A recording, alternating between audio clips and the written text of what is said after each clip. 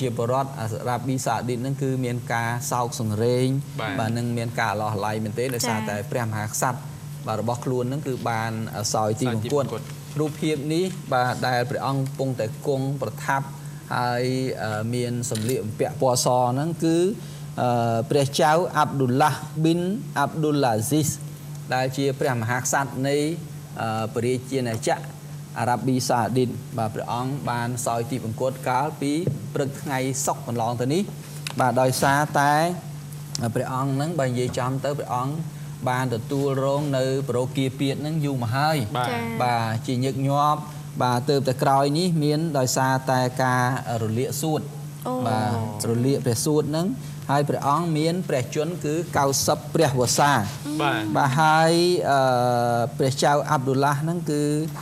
កន្លងមកក្នុងរយៈពេលប្រហែលឆ្នាំចុងក្រោយនេះគឺទទួលរងការញោមញីដោយសារតែព្រះរោគាពាធនេះឯង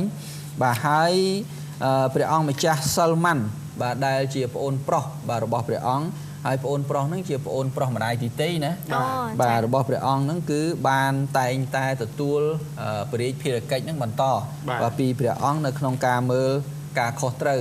បាទរបស់ប្រទេសតែម្ដងហើយព្រះចៅអាប់ឌុលឡាស់បាទព្រះមហាក្សត្រនៃព្រះរាជាណាចក្រអារ៉ាប៊ីសាអូឌីតឈរនេះព្រះអង្គចូលជាមួយនឹងលោកប្រធានាធិបតី George W. Bush អតីតប្រធានាធិបតីនៃសហរដ្ឋអាមេរិកគឺព្រះអង្គគឺជាព្រះរាជបុត្រាទី13នៃព្រះរាជបុត្រាចំនួន45អង្គបាទរបស់ព្រះមហាក្សត្រអាប់ឌុលឡាស៊ីបាទដែលព្រះអង្គមានព្រះជាយាណារហូតដល់ទៅ22អង្គឯណោះបាទមានភរិយាណាដល់ទៅ22នាក់បាទហើយមានបុត្រាហ្នឹង45នាក់ដូច្នេះព្រះចៅអាប់ឌុលឡាស់នេះគឺជាព្រះរាជបុត្រាទី13បាទនៅក្នុងចំណោមនោះហើយព្រះអង្គទ្រង់បានប្រសូតបាទនៅក្នុងខែសីហាឆ្នាំ1924នៅក្នុងរដ្ឋធានីរីយ៉ាតរបស់ប្រទេសអារ៉ាប៊ីសាអូឌីតបាទហើយអ្វីត្បិតតែនៅពេលខ្លះមានចំនួនបាទខ្លះបាទអំពីរឿងគេហៅថាការយល់ច្រឡំខ្លះអំពីការប្រសូតរបស់ព្រះអង្គក៏ដោយប៉ុន្តែគេជឿជាក់ថាព្រះអង្គគឺបានប្រសូតនៅថ្ងៃខែសីហាឆ្នាំ1900គឺ24ហើយនៅពេលដែលព្រះអង្គបានឡើងគ្រងរាជ្យនៅក្នុងឆ្នាំ2005បន្តពីព្រះមហាក្សត្រហ្វាតបាទដែលជាបងប្រុសម្ដាយទីតីដូចគ្នាដែលជាព្រះរាមម្ដាយទីតីមួយអង្គទៀតនោះគឺព្រះអង្គគឺបានឃើញថាជាមេដឹកនាំនៅពេលនោះព្រះអង្គគឺជាមេដឹកនាំគេហៅថាជាមេដឹកនាំរួចជាស្រេចហើយបាទនៅក្នុងប្រទេសអារ៉ាប៊ីសាអូឌីតរយៈពេល10ឆ្នាំកន្លងមកហើយគេថា de facto leader ណាបាននៃជាមេដឹកនាំគឺគ្រប់គ្រងនៅក្នុងប្រទេសអារ៉ាប៊ីសាអូឌីតរួចជាស្រេចហើយព្រោះតែព្រះរាមបាទរបស់ព្រះអង្គហ្នឹងគឺឃើញថាមានគេហៅថាមានព្រះរោគមួយគឺដាច់សរសៃឈាមនៅក្នុងប្រកេះបាទនៅក្នុងខួរក្បាល stroke ណាគេហៅថា stroke ដូច្នេះព្រះអង្គបានឡើងកាន់អំណាចហ្នឹងយូរមកហើយនៅពេលនោះហើយប្រហែលខែកន្លងទៅនេះគឺឃើញថាដោយសារតែព្រះរាជសុខភាពហ្នឹងគឺចុះខ្សោយដែលនាំទៅរោគបញ្ហាធ្វើយ៉ាងណាគិតគូរអំពីអ្នកស្នងគ្រងរាជសម្បត្តិបន្តបាទដូច្នេះនៅក្នុងព្រះរាជបណ្ដាមរតកហ្នឹងគឺព្រះអង្គម្ចាស់សុលម៉ាន់បាទដែលជាព្រះអនុជបាទដែលជាប្អូនប្រុសម្ដាយទីតីរបស់ព្រះអង្គហ្នឹងគឺមានចុះនៅព្រះនាមថាជាអ្នកស្នងរាជបន្តបាទរបស់ព្រះអង្គដូច្នេះខ្ញុំបាននឹងជម្រាបជូនអំពីព្រះអង្គម្ចាស់សុលម៉ាន់បន្តិចទៀតបាទហើយយើងឃើញថាហេតុអីបានជាព្រះមហាក្សត្រអាប់ឌុលឡាស់នៃប្រទេសអារ៉ាប៊ីសាអូឌីតបាទព្រះអង្គមានគេឈ្មោះល្បីរហូតមកដល់ពេលនេះហើយ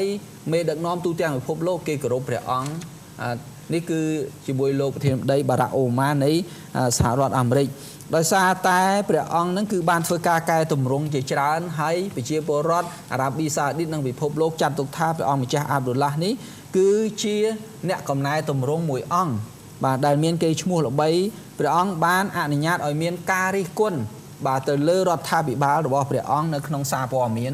ព្រោះប្រទេសអារ៉ាប់ដទៃទៀតអត់បានទេណាចា៎ហើយក៏បានផ្ដល់សិទ្ធិឲ្យស្ត្រី bà miền sứt nâng cứ trôi mua bò nào miền sứt phơi ca nó không ca giả lay hay miền sứt phơi chia sẻ chức sập phía trôi từ không rót sập phía tiền bà ca bị nam pi pon ở môi nó bị ong cứ bán bùng ri sứt ní bà cứ từ đoสตรี